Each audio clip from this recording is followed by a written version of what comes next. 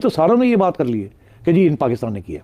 किसी ने अभी तक ये नहीं कहा कि यार थोड़ा सोचो कि पाकिस्तान ने क्यों किया, उसको क्या फ़ायदा था ये काम करने का। लॉजिक नहीं आ रही। मैंने लॉजिक समझाई है कि हमारे लिए कोई लॉजिक ही नहीं बनती कि हम ये काम करें। हमारा तो नुकसान हो जाता है।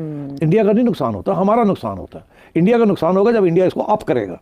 अभी कोई इंडिया का नुकसान नहीं हुआ, नुकसान तो हमारा है। हमारे ऊपर इल्जाम लग गया जी आप लोग पहले पालते थे इस किस्म के लोग, अभी हम FATF से निकले, मार के निकले, तो फिर ये एक प्रेशर पड़ जाता है आपके ऊपर के जी ओहो अभी भी लोग यहाँ बैठे हुए जो ये करते हैं, फिर वो FATF वाले आ जाएंगे। इंडिया तो यही चाहेगा कि आपको फिर गिराव किया जाएगा। तो हम क्यों इस किस्म की चीज़ करें। अभी हाल ही में जनरल बाजवा और आर्मी इस्टेब्लिशमेंट ने ये फैसला किया था कि अब हमने फोकस करना है on Jio economics. Jio economics का ये मतलब नहीं है कि आप इंडिया के साथ पंगे लें इसका। हाँ। तो सवाल ही पैदा नहीं होता। ये तो हमारे हक में नहीं जाती ये बात कि ये सब कुछ जो हुआ है it is hurting us, it is not hurting India, right, it is hurting us. तो ये कोई यहाँ भी कुछ आवाजें खड़ी हो जाती है ना कि जी नहीं। 3 साल से कह रहे हैं कि इंडिया जितने असलहा ले चुका है, वेपन प्रोक्योरमेंट तकरीबन $100 बिलियन की वेपन प्रोक्योरमेंट है, एंड ये सारे का सारा असला कन्वेंशनल असला है। तो उसने पाकिस्तान के ऊपर हमला करना है, it was a writing on the wall. अब आगे क्या होगा, ये इंडस वाटर ट्रीटी कैंसिल करना है, ये सारे बहाने हैं, ये मैटर नहीं कर रहे इस वक्त। अभी जो है आगे मैटर ये कर रहा है कि आगे इंडिया क्या करने वाला है और उस पे हम क्या रिस्पॉन्ड करेंगे। तो दुनिया क्या जैसे गजा में तमाशा देखती रही है, वो इस बार भी देखती रहेगी। ये यूनिलैटरल मुआहदा नहीं था, ये बायलैटरल था और इसका ब्रोकर वर्ल्ड बैंक है। क्या UN वर्ल्ड बैंक ये सब खामोश रहेंगे इस मामले पर? मैं आपसे अर्ज करूं जो वर्ल्ड बैंक का हेड है इस वक्त वो इंडियन सिख है। आप क्या एक्सपेक्ट करेंगे वर्ल्ड बैंक से करने के लिए? आपका इससे ज्यादा पावरफुल मुआहदा कश्मीर पे था, उन्होंने 370 खत्म कर दिया। जब UN ने चैंचा करने की कोशिश की, उन्होंने उनके पूरे वफ्द को उठा के through it out. Don't you remember कि 370 के सब बाद उन्होंने क्या किया था? International order has practically collapsed in the world. There is no UN, there is no European Union, there is no liberal world order, there is no bloody democracy in the world at the moment. Might is right. It is the realistic world in which we are living. जिसकी लाठी है उसकी भैंस है। अगर 1% भी international law होता दुनिया में मौजूद तो आज गाजा में बच्चे ज़िबाना हो रहे। दुनिया में हिंदुओं का, हिंदू बरादरी का, हमारे अपने हम वतन हैं, यहाँ सिंध में बेशुमार हिंदू हैं, तो एक ही मुल्क है हिंदुस्तान, भारत, इंडिया, जो मर्जी कह लो। मुसलमान ममालिक हैं कमो बेश 55 के करीब, अंदाजा लगाओ। ये एक दूसरे को मुकम्मल तबाही से दो चार कर देते हैं, चूंकि इससे कम पे काम होगा नहीं। फिर वो जो है ना एक मिसरा के बाद चल निकली है, अब देखें कहां तक पहुंचे। तो मुसलमानों के तो मुल्क अल्हम्दुलिल्लाह टचवुड चश्मे बदूर खत्म ही नहीं होते। तो बड़ा किसका होगा ये आप अंदाजा लगा लो। दुख मुझे इस बात का है कि मरता, तबाह होता, बर्बाद होता है, अमन में भी और जंग में भी आम आदमी। उसका ना कोई रोल होता है, ना कोई इसका स्टेक होता है, लेकिन मारा वही जाता है। अच्छा, अब हमारे केस में मैं देखो, झूठ बोलने से बेहतर है आदमी खामोश रहे, ये याद रखना। मेरा मिजाज यही है। मैं अगर बेबसी महसूस करता हूँ कहीं, मैं सच नहीं बोल सकता, मैं अनल हक कहने वाला वो बंदा नहीं हूँ, तो फिर मैं बाईपास करके गुजर जाता हूँ। अब देखो हमारे यहाँ जो एक कॉमन मैन, मैं तो एक आम शहरी हूँ, सिविलियन हूँ, ये जो गुलभूषण या पता नहीं और फिर वो अभिनंदन और ये अभिनंदन, ये जो भी उनका नाम है, तो वो तो जिंदा सबूत हैं। आप सॉलिड कोई बात करो अगर आपने करनी है। एक और ये बात बहुत फैल सकती है, वो नहीं है कि जहाज आएगा, टैंक आएगा या तोप आएगी या सोल्जर्स आएंगे। इट्स अ मिसाइल एज कि वो अपने घर में बैठ के मिसाइल लॉन्च करके फायर करें, हम अपने घर में बैठ के मिसाइल लॉन्च करें और फायर करें। और दोनों मुल्कों के पास न्यूक्लियर वॉर हेड्स हैं, दोनों मुल्कों के पास एटम बम हैं, डिलीवरी यानी मिसाइल भी उनके पास है।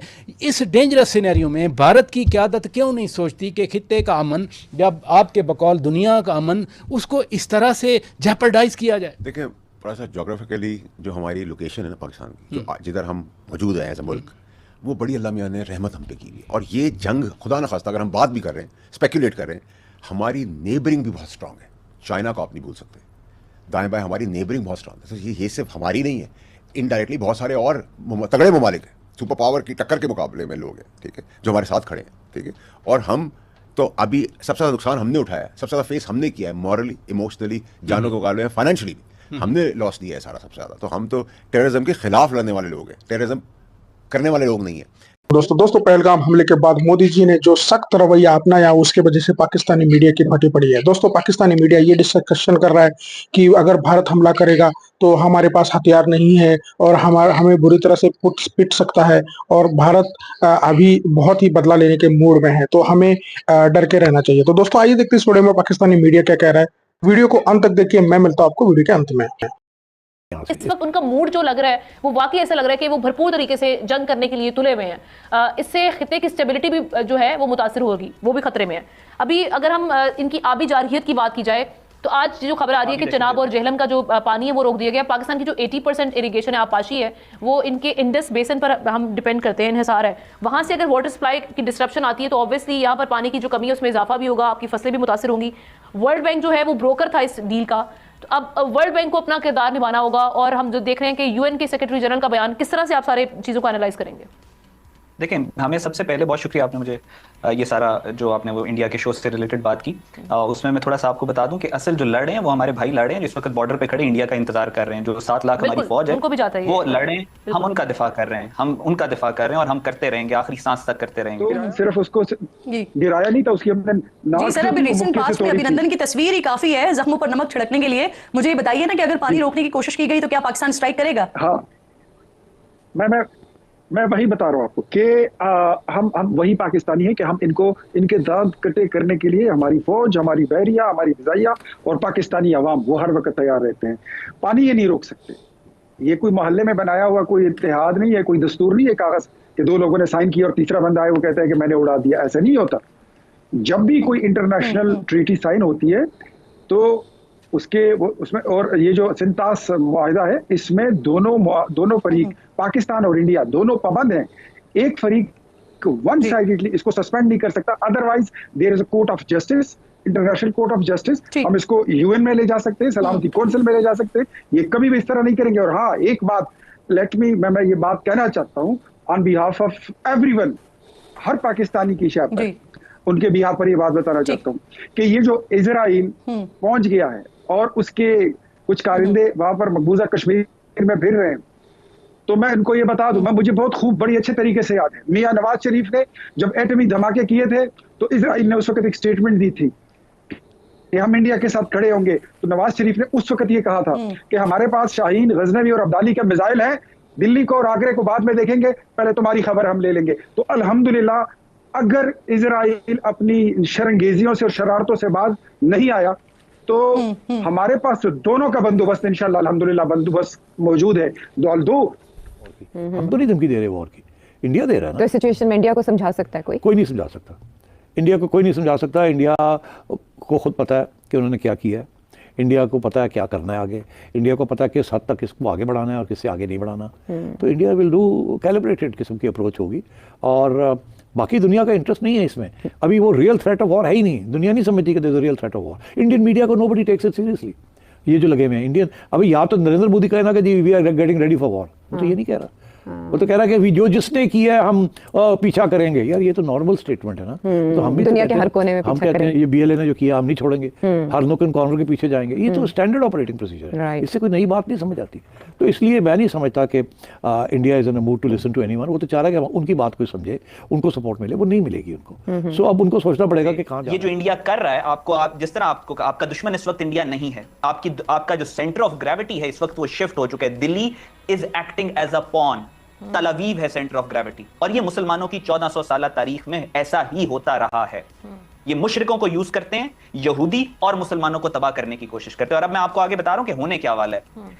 रसूल खुदा सल्लल्लाहु अलैहि वसल्लम की हदीस है जिसका मफहूम है कि आखिरी टाइम पे खुरासान, जो पाकिस्तान का रीजन है, यहां से एक लश्कर उठेगा जिसके झंडे गहरे सब्ज रंग के होंगे और वो हिंद के हुक्मरानों को जंजीरों में लपेट के लाएंगे।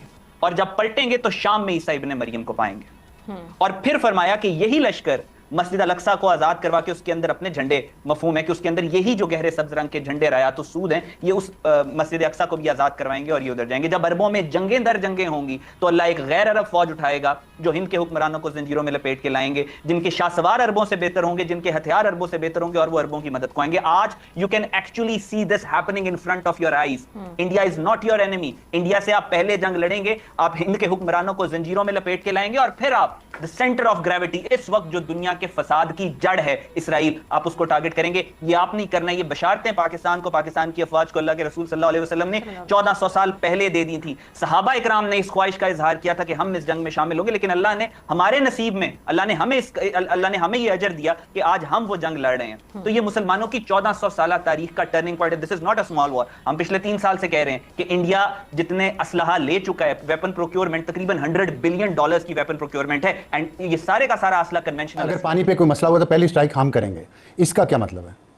पहली स्ट्राइक से मतलब पहला अटैक हम करेंगे, पहली वार हम मारेंगे, तो वो पहला गोला चलाएंगे, रॉकेट चलाएंगे, एयर स्ट्राइक करेंगे, जो भी करेंगे। अच्छा, फुल इंटेंसिटी घुस के करेंगे। ठीक ठीक। और ऐसा करेंगे कि अभिनंदन का इश्यू पीछे रह जाएगा। वो तो आपको लगेगा जैसे खिलौने या कार्टून के साथ खेला था हमने।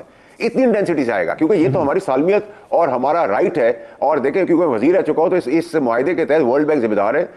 इंटरनेशनल कोर्ट्स के अंदर वन साइडेड फैसला नहीं हो सकता, दोनों पार्टियों को आना जरूरी है। और मैं एज अ एक्स वजीर आपको बता सकता हूँ, टेक्निकली थोड़ा बहुत जो जानता हूँ, कि ऐसा पॉसिबल नहीं है कि कोई टूटी है, कोई नलका है जिसको बंद कर देंगे तो पानी बंद हो जाएगा। इसके लिए सालों साल की जद्दोजहद चाहिए, लेकिन उस जद्दोजहद की बुनियाद भी रखी तो हम उखाड़ के उजाड़ के बर्बाद कर देंगे, इतना सीवियर अटैक करेंगे। नंबर 1। नंबर 2, अगर कन्वेंशनल वॉर अगर हुई तो नेचुरली जिस इंटेंसिटी से हमारे पास आएगा, अगर मुसल्लत की गई, हम ना चाहते हैं, हम मजम्मत भी करते हैं टेररिज्म की पूरी दुनिया में, मजहब, रंग और नस्ल सबसे दूर होकर, चाहे हिंदुस्तान ही क्यों ना हो, हम मजम्मत करते हैं, हम जंग भी नहीं चाहते। लेकिन अगर मुसल्लत की गई तो हम 7 नस्लें हिलाएंगे इस बार। और इस बार आपको पता होगा, काबिल चीफ है, जिसके पास कैपेसिटी है, कॉन्फिडेंस है, प्लान ऑफ एक्शन है, क्लैरिटी ऑफ माइंड है, परसिस्टेंट है, कंसिस्टेंट है, फोकस्ड है, टारगेटेड है, और इंडोर्स्ड बाय 25 करोड़ लोगों से, मेरे और आपसे भी इंडोर्समेंट लेके बैठा हुआ है। तो वो आदमी, अच्छा, इतनी सारी क्वालिटीज जो इकोनॉमिकल फ्रंट में भी इनसिक्योर करा इंडिया को। जैसे कि आपने वीडियो में देखा कि पाकिस्तानी मीडिया बहुत अंदर से डरा हुआ है, लेकिन ये दिखाने की कोशिश कर रहा है कि हम डरे नहीं है, हम भारत को मुंह तोड़ जवाब देंगे। लेकिन असलियत बिल्कुल उल्टी है, क्योंकि पाकिस्तान के पास भारत के साथ भिड़ने के लिए रिसोर्सेस ही नहीं है। पहले भारत के जब अभिनंदन को पकड़ा था पाकिस्तान ने, तो भारत ने उसको धमकी दी थी कि अगर अभिनंदन को शाम तक नहीं पहुंचाया तो भारत पाकिस्तान के ऊपर हमला करने वाला था। और तो उनका जो एमएलए है वो भी ये बोल रहा था कि हमारी सरकार की टांगे कांप रही थी। तो दोस्तों, पाकिस्तान की हालत अभी भी वैसी ही है, लेकिन वो मीडिया पे दिखाने की ये कोशिश कर रहा है कि यहाँ सबसे बड़े बहादुर हम ही हैं। तो दोस्तों, अगर मोदी जी ने ठान लिया तो पाकिस्तान आधे दिन में बर्बाद कर सकते हैं, लेकिन वो एक सुधरने का मौका मोदी जी दे रहे हैं कि भैया, पाकिस्तानी जो आतंकी हमारे निर्दोष नागरिकों पे जिसने हमला किया उनको वापस कर दो, या फिर उनको हमारे हवाले कर दो, अदरवाइज भारत उसका कड़ा प्रहार करेगा। तो दोस्तों, आपको क्या लगता है, भारत के इस प्रहार से पाकिस्तान बच पाएगा या नहीं बच पाएगा? कमेंट में जरूर बताइएगा। चैनल पर नए हैं तो सब्सक्राइब करके बेल आइकन जरूर दबाइए, ताकि अगले वीडियो की नोटिफिकेशन आपको मिलती रहे। दोस्तों, मैं ऐसी ही मजेदार वीडियोस आपके लेके आता हूँ। आज की वीडियो में बस इतना ही, मिलते हैं और एक नई धमाकेदार वीडियो के साथ। तब तक के लिए जय हिंद, वंदे मातरम।